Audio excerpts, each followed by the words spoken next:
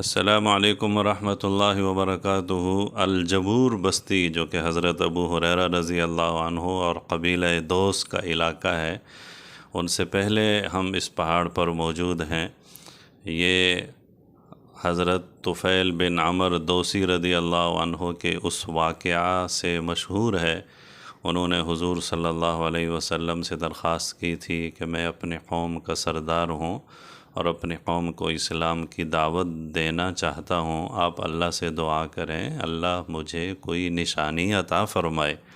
آپ صلی اللہ علیہ وسلم نے دعا فرمائی، اے اللہ ان کے لیے کوئی نشانی پیدا فرما۔ تو یہ جب اپنی بستی کے قریب اس مقام پر پہنچے تو آنکھوں کے درمیان سے چراغ کی طرح ایک نور پیدا ہوا، لیکن پھر انہوں نے دعا کی، اے اللہ اس نور کو کسی اور جگہ میں منتقل کر دے، تو وہ لاٹھی یا کوڑے میں منتقل ہو گیا۔ پھر وہ یہ نشانی لے کر قوم کے پاس پہنچے۔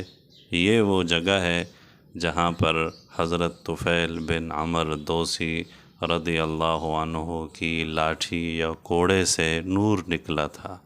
سبحان اللہ، ہم اس مقام پر پہنچے ہیں۔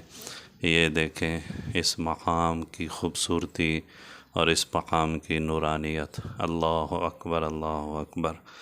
اللہ ہم سب کو مقدس مقامات کی حاضری کی، زیارت کی توفیق نصیب فرمائے۔ السلام علیکم ورحمۃ اللہ وبرکاتہ۔